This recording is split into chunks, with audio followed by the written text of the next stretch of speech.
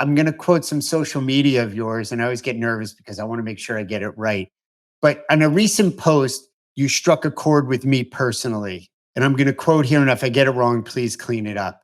What I tell my daughter, you are brave, you are a leader.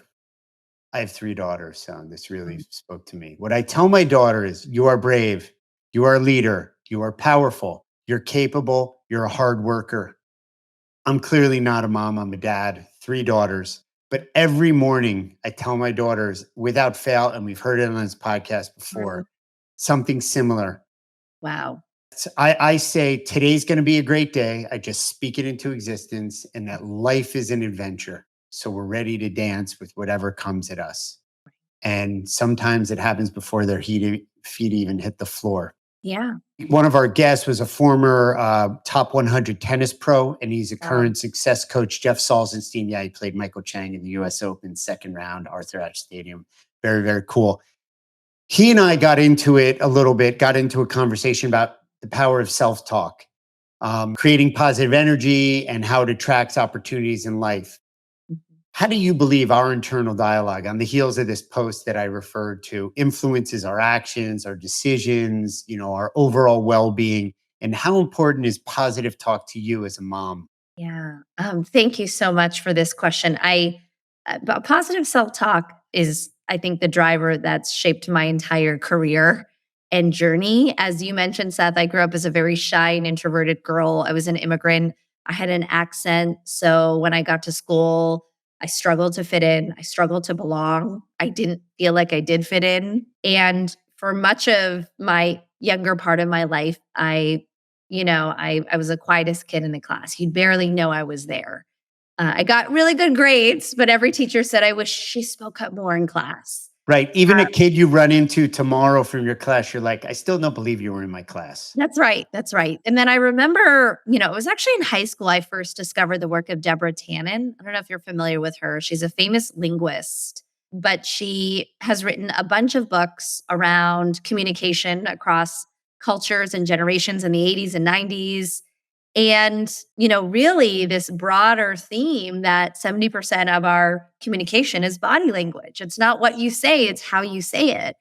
And I really discovered this whole world of the importance of communication in my message. And I went to Wharton undergrad, learned the skills of the eye contact, the handshake, the art of communication. I read every book I could. I studied great leaders and how they did it.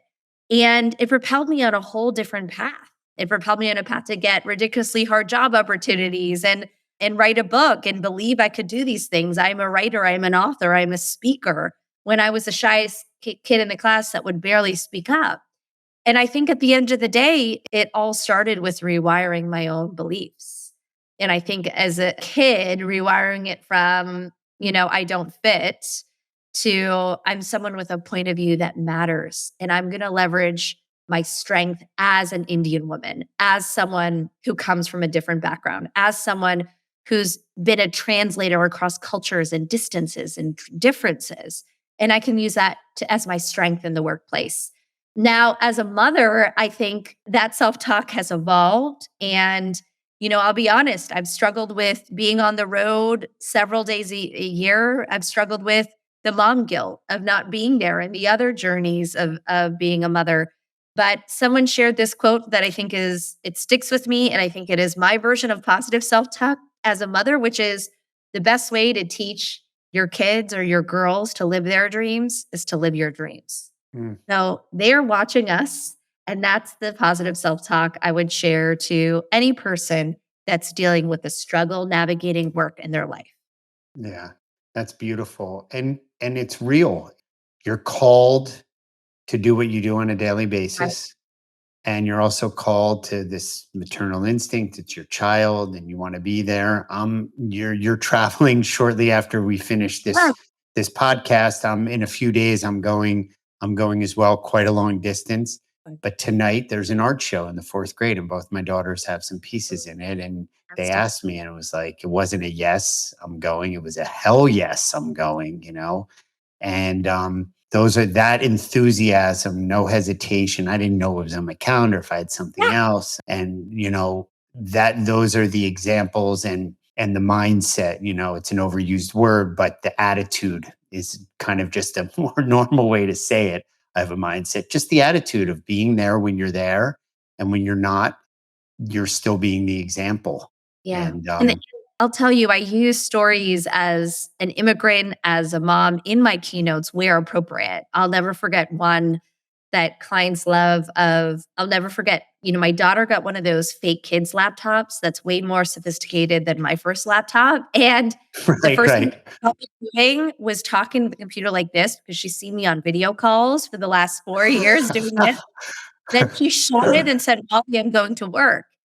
And, I realized so much that instead of feeling guilty all this time, I should be proud. She's learning how to Yeah, connect new ways, which will be the norm for her yeah, generation. And it reminds us all really to be proud of what we do and bring our difference to the table and leverage that with curiosity. Turn sort of the fear of change or any type of transformation in our organization or in our industry into an opportunity for curiosity, for growth. And to remember that, yeah, that fake security is an illusion, but when we connect totally. intelligently, we have an amazing Yeah, opportunity to make things happen. yeah.